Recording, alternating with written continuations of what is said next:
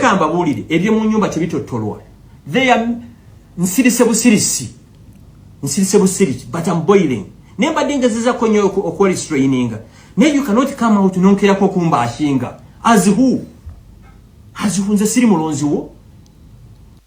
Ebigambo ebyo abyogera gyasiŋŋaanibwa n'ekiti gyagwa oyinza obutabiwa nnyo obudde era oyinza okubikyawa n'otabiwa budde kubiwuliriza naye olw'okuba nti si bye bigambo ebyogerwa abantu ng'abo si bye bigambo ebya bulijjo ebyogerwa abantu abo wabula waliwo ebigambo ebyogerwa nga bikuzuukusa obwongo nga bikulabula nga bikulaga ennyiike n'obwennyamivu kati ekigenda mu maaso mu gavumenti ya Mwami Yoweri Kaguta Museveni ba cabinet minister abali mu kibiina ekya NRM abali mu ruling regime beeraliikirivu nnyo n'okusinga kikyolowooza bali extremely worried batya bali mu kutya nga woolaba aba UPDF we bali mu ntiisa ey'omu kimugunyu naye nga temusobola kiricognizinga nga bagenda mu maaso n'okulonkinga ejje lino erya SFC Special Force Command ne wabeerawo the army within an army era okuva SFC we yajja wuliriza okuva SFC we yajja amagye agali gayitibwa aga UPDF agali recognized okubanga galwanira wansi wa civilian galwanirira munnansi gakkakkanyizibwa era kati gatwalibwa nga ga regular army olire ekintu ekyo ekirwadde kya spreadinga ne kibalyawo so nga twabagamba abaka mu parliament abali ku ludda oluvuganya gavumenti babagamba ne babakuuta baga temuganya nsonga eno kubeerawo kubanga gye bujjako mu abagenda okukaaba okitegedde ekintu ekyo tebaawuliriza niwe gutyo abaka ba NRM ba cabinet ministers saa zino bali mu kutya nnyo n'okusinga gwe gwe bafuga obumbula ali ku ludda olw'opposition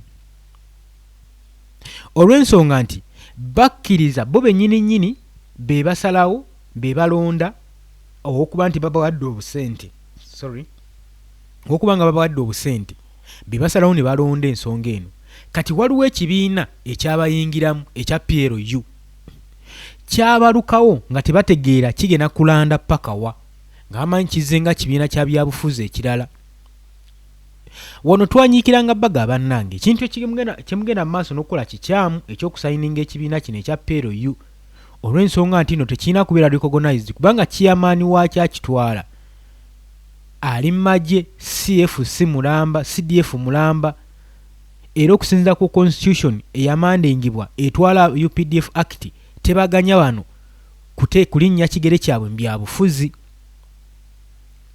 ne baganya ensonga zino olw'okuba babasuulirayo akasente n'ebaawo nga tebamanyi nti kispreading nga kijja kiranda paka mu NRM wekiba nga kirina obuyinza bw'amaanyi nnyo mu NRM kati golowooza enkya kigenda bbeera kitya wekiba nga kyekisobola okulicognizinga wuliriza era weewuunye engeri ekibiina ky'ebyobufuzi wekitandika okulicognizinga abali b'enguzi mu kibiina ekyakifomingirawo ekya NRM era nekitandika okukwata ababaka mu NRM nga bo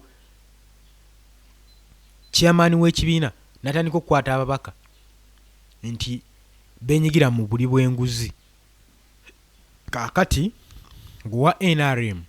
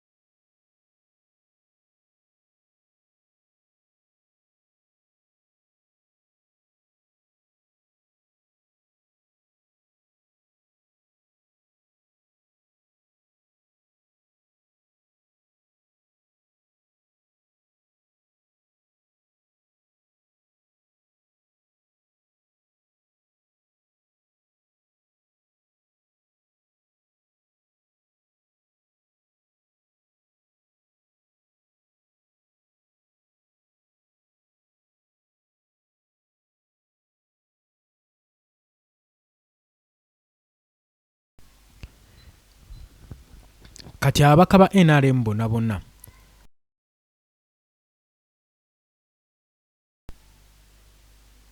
nti balaba nga waliwo ebitagatta kino kikkirize oba kigaani. Njagala kati owulirize akatambi kano n'obwegendereza n'oluvannyuma tujja kweyongerayo.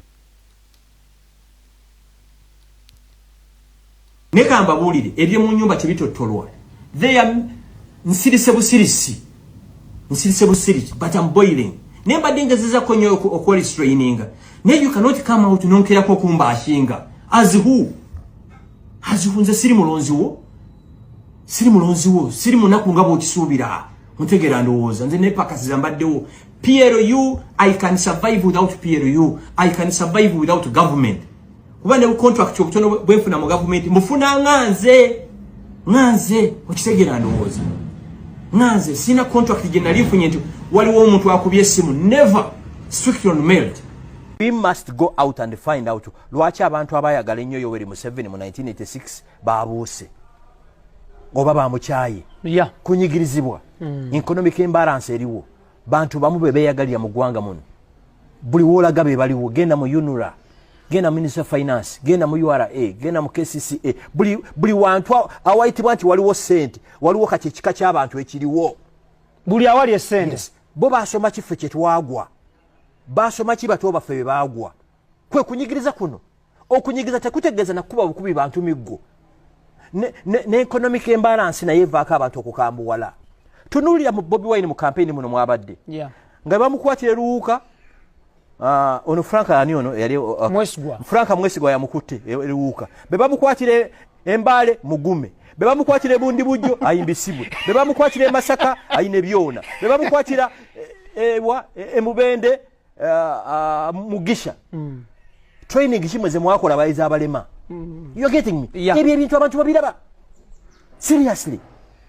Kati genda mu kulonda returning officer 80% bonna bava mu constituency ki emu nga mugamba mbuno abaganda basosola mu mawanga wano tewali kifo kitasosola mu mawanga nga Buganda okyuli adoozi abalaba interview eno mutandiko channelizing tunuulire ebitongole mulimu ebya government bantu bamu ne baba mwekube mu mutima kubanga Uganda eno lwene etokota mujja tuuka n'okuligulatinga tewali nsonga lwaki teriyo mu Uganda muno abantu bali basatu abasaana okuwagira continuous government eno basatu bokka group ziri satu soka abafunye mu kintu abakibiddemu abo 10 ku 10 balina okiyimba ababbi abo abaddeyo abokubiri abatamanyi kigenda mu maaso abokusatu be balwadde b'obwongo era wana Amini ne Museveni olonda kana mnonda Idi Amini iranze n'ekifaananyi kya Idi Amini gye kiri awaka mu nnyumba ne mu office Amini kijambia mukono gwa chuma tatesa ataina parliament owulidde ekigambo kijambia owulidde mindset mwe mwamutuma kijambia Amini yataani batugamba yatta abantu ng'emitwalo bakugamba gwe Bashiri wavuddeyo okunoonyereza nti kituufu Amini yatta abantu Jeno Yoweri Museveni yennyini yakyogedde omwezi gumu emabega nti Amini ne bw'ataali mismanaging eggwanga they had an historical mission eyokuwamba government. Some people think that we decided to fight Idi Amin because Idi Amin was killing people. No, we didn't even know that Idi Amin would kill people. We just said, Amin, no, don't waste our time. We've been on a journey. We were having enough problem with Obote because Obote was not fully with us, but he was also not, it was just like that. This side, the other side, not reliable, but not totally opposed to our ideas. That's why we were kubembeleza Obote. We were trying to massage Obote so that we can see whether we move forward. But now Idi Amin, it was clear that he didn't understand what he was doing. So we said, Idi Amin, out. Please don't waste our time.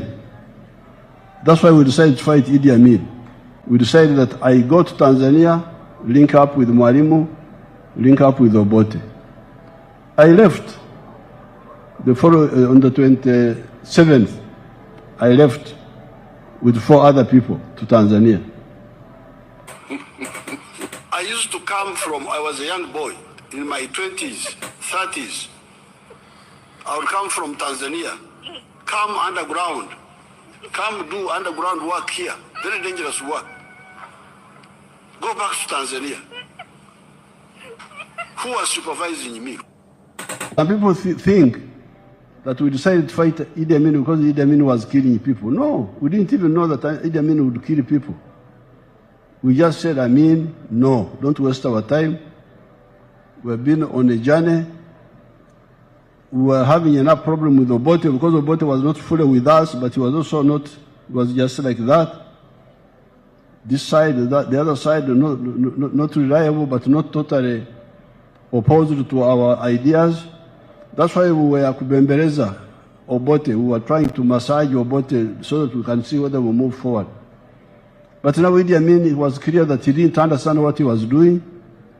So we said, Idi Amin, out. Please don't waste our time. So we said, Idi Amin, out. Please don't waste our time. That's why we decided to fight Idi Amin. That I'm your servant. I'm not your servant. I am just a freedom fighter. I'm fighting for myself, for my beliefs. That's how I come in. I'm not an employee. If anybody thinks he gave me a job, he's deceiving himself. I am just a freedom fighter whom you thought could help you. Kakati omala okutunulira ensonga ng'ezo n'ogyotunulira n'obusosozi obugenda mu maaso mu ggwanga Uganda. Bammemba bonna mu parliament n'abali mu cabinet ministers abasinga bakimanyi bulungi nnyo. Eggwanga ligabazinziddwa mu kituufu. Bannansi tulinga ensi efugwa ebika by'abantu bisatu mu ggwanga. Bano abalala tebali recognized. We bava ne bagamba nti no bannanga obususuze nga bukyusse, gavumenti yaffe obususuze nga bususse. Soko tunulye nagambako nti bannayuganda mwe baabafiisa dda. Emirimu gyonna egitondobwa wano mu Uganda naddala mu ministries. Simanyi oba Museveni yakola endagaano ne Paul Kagame nti buli munyarwanda aveeri nga amaze okumaliriza emisomo gye asindikibwa mu Uganda mwalina okukola. Bannayuganda bo ne bagenda bugenzi ku byeyo kusaavinga nga baddu mu mawanga g'Abawalabu. Kyokka Abanyarwanda nga bo beefuze ebifo ebisava ebinene mu gavumenti eya Uganda. Ekyo osobola okiteebereza otya? Ekizibu nti abamu ku mmwe temukola research, temunoonyereza. Naye singa munoonyereza ku nsonga eyo ojja kitunuulira. Omusajja abagambye mujjukire wali ku campaign nga bakwata Robert Kyagulanyi Ssentamu yonna gye yatalagganga. Amannya ki abakulembeze mu security ab'ebyokwerinda abanene bonna babayitanga baani? Wasangayo Omuganda. Era n'ababuuza nti wane ewaffe oba mu bitundu ebirala tebasoma, bo tebayita, ba westerners bokka be bayita. So ensonga nyingi nnyo z'osaanidde okubanga okubaganyaako ebirowoozo ng'obirowooza. Oli ku Yugi Update TV olwaleero nzikiriza nkomaawo. Mbaagala nnyo era mbaagaliza olunaku olulungi. Mwiraba.